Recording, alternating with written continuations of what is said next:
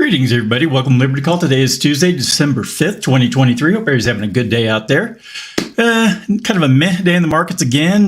Looks like the NASDAQ was the only one that bothered to finish up in the green. The Dow and the S&P spent most of the day in the red, and the S&P actually finished kind of flat. But anyways, hope you're having a good day out there. If it is your first time watching Liberty Call, if you could do me a favor and give me some thumbs up, like, share, subscribe, follows, and press that notification bell.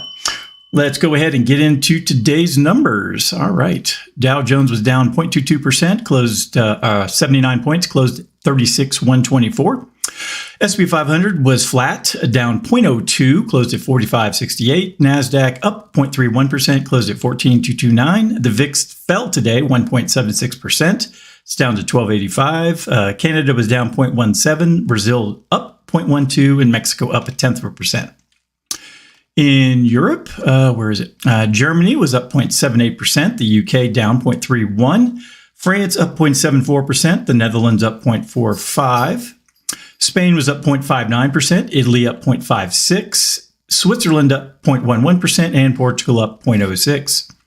Russian exchanges were mixed today. MOEX up 0.48%. RTSI down 1.01%. And the Asian markets, the Nikkei was down 1.33%, Australia down 0.89%, New Zealand down 0.25%. The Shanghai in China was down 1.67%, the Shenzhen Component down 1.97%, China 50 down 1.87% also, DJ Shanghai down 1.79%, Hang Seng down 2.07%, and the Taiwan weighted was closed. All righty. So looks like not the best markets across the globe, but again, not really surprising with everything that's going on in the background. All righty, well, let's go ahead and get over to the market recap for today. U.S. stocks pair losses as tech gains on sliding Treasury yields. All right, U.S. stocks experienced a partial recovery on Tuesday, buoyed by a surge in tech stocks as Treasury yields retreated following reports of weakened labor demand. Apple led the tech sector with a 2% gain after Bank of America revealed an 11% increase in Apple App Store revenue for the current quarter, according to Sensor Tower data. However, UBS tempered the enthusiasm, stating that while growth figures were positive, actual spending in the App Store has remained relatively flat month over month since December of 22. The decline in Treasury yields, coupled with with mounting expectations of a Fed rate cut in March, I thought they were talking May, further supported the tech sector. The 10-year Treasury yield dipped by 12 basis points to 4.169% after the Job Openings and Labor Turnover Survey reported a decrease in job openings to 8.7 million, the lowest in 2 years. The soft labor demand increased the likelihood of a March rate cut of up to 56%, up from 35% the previous week, according to Investing.com's Fed Rate Monitor tool. On a positive note, U.S. services sector activity exceeded expectations, rising to a reading of 52.7 in November from 51.8 the previous month. In individual stock movements, Apple's rise contrasted with Take-Two Interactive Software's 0.9% decline following the release of a trailer for the latest Grand Theft Auto game, indicating a delayed launch in 2025.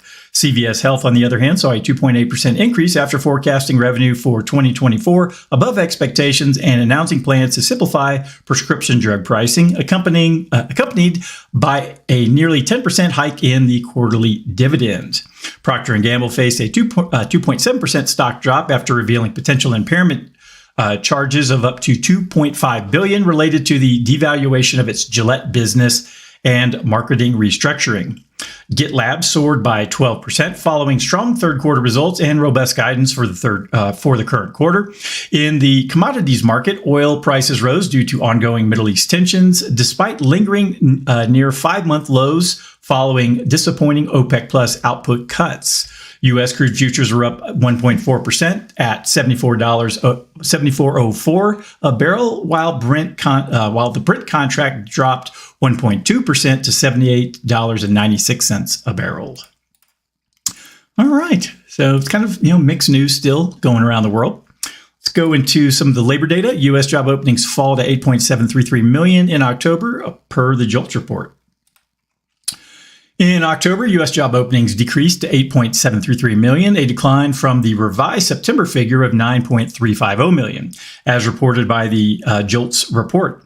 The reduction in available roles, particularly in sectors such as healthcare, finance, and real estate, suggests a potential easing in labor demand. This shift could strengthen the argument for the Federal Reserve to reconsider its longstanding strategy of interest rate hikes. Despite a still robust job market, signs of a slowdown raise questions about the economy's resilience amid the Fed's efforts to control inflation. The ratio of job openings per unemployed American moved closer to the pre-pandemic levels, indicating a shifting dynamic in the labor market.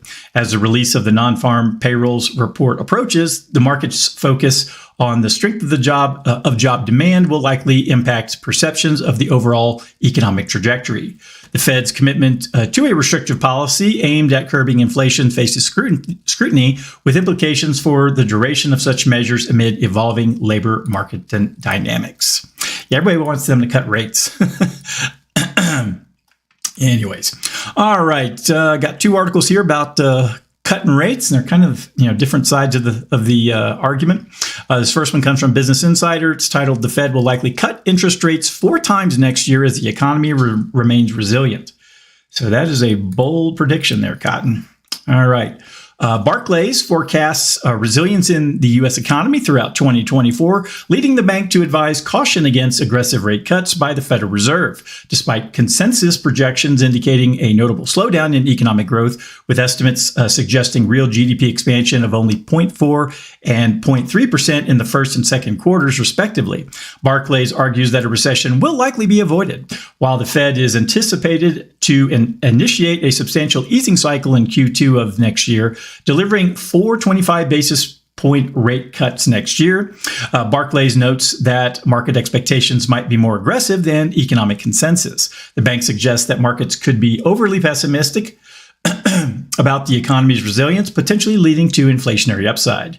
Barclays also highlighted the trend of the Personal Consumption Expenditures Index toward 2.5% inflation, contingent on favorable economic conditions. However, the bank acknowledges the possibility of GDP upside disappointment. The ongoing resilience of the economy is expected to put pressure on U.S. bond yields, with Barclays predicting the 10-year Treasury to average 4.5% by the end of next year.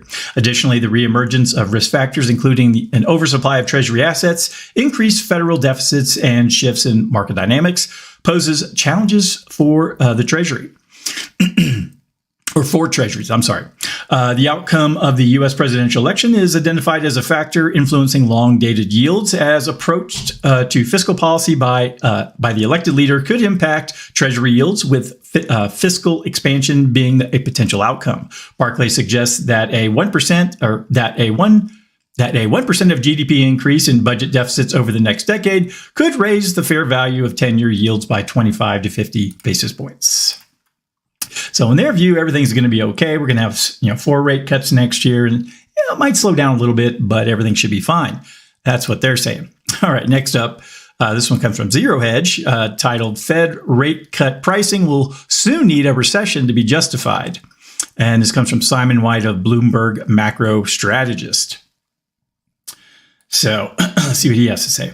The depth of the expected rate cuts from the Federal Reserve is nearing levels that historically align with an imminent recession, raising concerns about pricing of stocks and credit markets. Currently, market expectations imply a significant cut of around 125 basis points over the next year, a level that has only been surpassed during non-recessionary periods once in the mid-1980s. While a near-term recession is not deemed imminent, there is a possibility of a delayed economic downturn until mid-next year. The discrepancy arises from the apparent resilience of stocks and tightening of credit spreads, which defy the expected market response to the prospect of imminent rate cuts. Despite market expectations for a significant downturn, the S&P remains only about 5% below its all-time high, and credit spreads have followed a tightening trajectory throughout most of the year. Adding to the complexity of the situation is the Financial Conditions Index by Goldman Sachs, which suggests that recent easing in financial conditions is equivalent to potential 90 basis points of Fed cuts in the last month. This indicator implies favorable liquidity conditions supporting risk assets, indirectly lowering rates through eased financial conditions. However, the disconnect between market expectations and potential central bank actions is highlighted by the Federal Reserve's response to financial conditions. The possibility looms that instead of implementing anticipated cuts, the Fed might counteract a potential reacceleration in inflation by choosing to hike rates. Well, that would make sense. If inflation starts to go back up, hiking rates more would make sense. The central bank's response to financial conditions, as reflected in the Goldman Sachs Financial Conditions Index, underscores the challenge of aligning market expectations with the potential actions of the Federal Reserve. In conclusion, the current environment raises questions about the accuracy of market pricing and the potential for a shift in central bank strategy in response to evolving economic conditions, adding a layer of uncertainty to the outlook for rates, stocks, and the credit markets. All righty, so get that off the screen. All right, well, based on what they're saying, it could be, this one's a little more pessimistic. And kind of the way I read into it is that you can't really cut rates until you start to really see a lot of, job problems or slowdown in the economy or spending going down. That's when you would typically start to cut rates to try and, goose the economy.